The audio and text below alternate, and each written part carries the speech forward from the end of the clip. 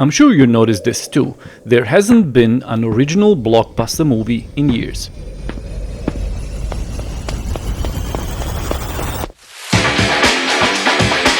What we've been seeing in the theaters recently is just old wine in new bottles. Endless renditions of the same old Marvel superheroes, sequels, prequels, and other repetitions of things we've already seen many times.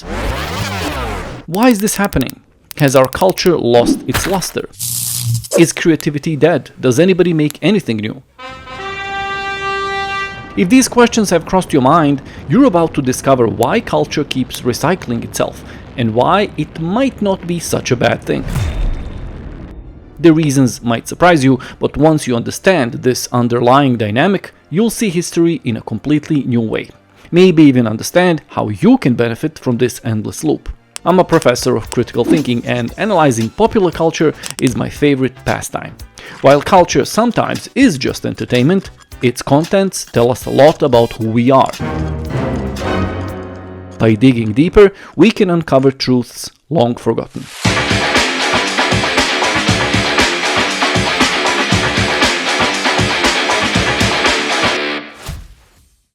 We tend to think that cultural recycling is a modern phenomenon.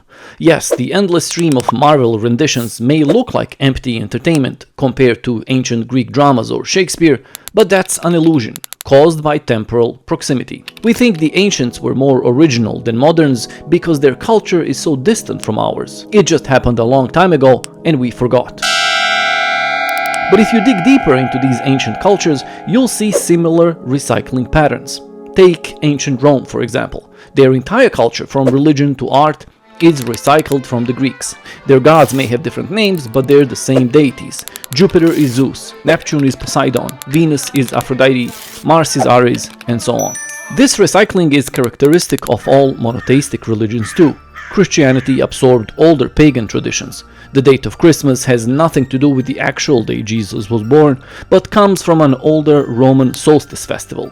The Christmas tree and mistletoe are taken from Germanic rituals, and Easter eggs and rabbits are borrowed from spring fertility cults.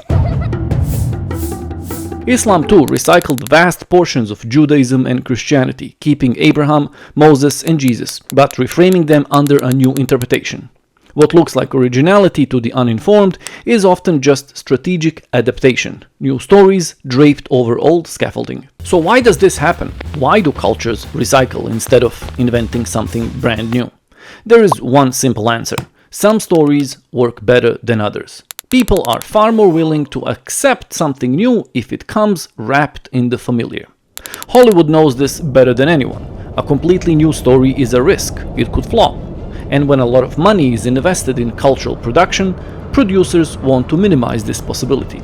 But a sequel, a remake, or yet another superhero origin story, that's almost certain money in the bank.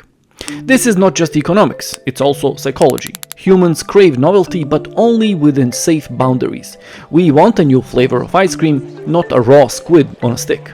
Movies work the same way. We'll accept a new twist, but only if it comes in a story shape we already know. That's why studios keep recycling the same archetypes, just giving them fresh costumes and slightly different arcs.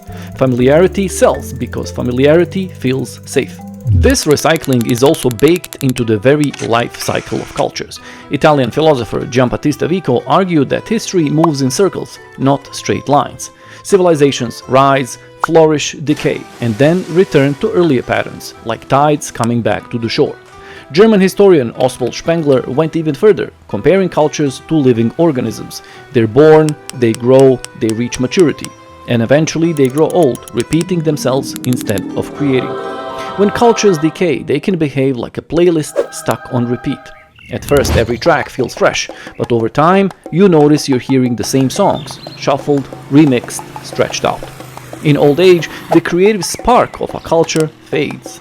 Instead of birthing new forms, it recycles what it has already created.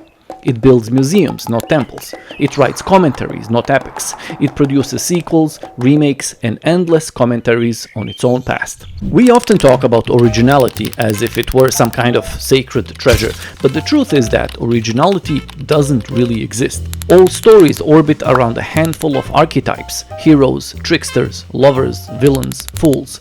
The famous myth historian Joseph Campbell called this the monomyth, the same hero's journey told again and again, whether it's Gilgamesh, Jesus, or Luke Skywalker. A hero leaves home, faces trials, undergoes transformation, and returns changed. And when we look at the so-called geniuses of culture, the pattern repeats. Shakespeare lifted most of his plots from older plays and histories. Picasso's Cubism was sparked by African masks. Beyoncé's music is a sophisticated remix of soul, gospel, and hip-hop traditions. What we call new is almost always recombination.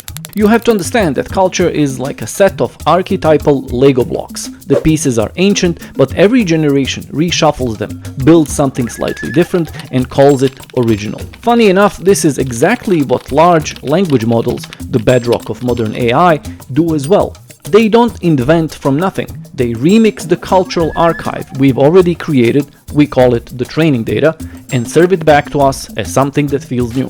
So what do we do with this? If culture is destined to recycle itself, are we just stuck watching reruns of the past? Perhaps. But there's a trick here, one that you can use whether you are a creator or just an observer. If you're a creator, stop chasing pure originality. It doesn't exist. The real art is in recombination, taking old archetypes and bending them into fresh shapes. Every cultural breakthrough from Shakespeare to Marvel is just a remix done well. If they could do it, you can do it too. And if you're just an observer, don't consume the surface. Decode it. Ask yourself, why this story now? Why do we need yet another Batman in 2026? What does that say about us? Suddenly, this recycling isn't boring, it's revealing. You become a critical consumer of culture. The main paradox here is that recycling makes culture feel tired, but it's also what keeps culture alive. Old myths wear new masks, and in those masks, we catch a glimpse of ourselves. In the end, despite gloomy predictions, culture doesn't die from recycling. It survives through it. The question isn't whether the story is old, but whether you're sharp enough to see the old story hiding in plain sight. This is Think Why, your critical thinking professor. See you next time.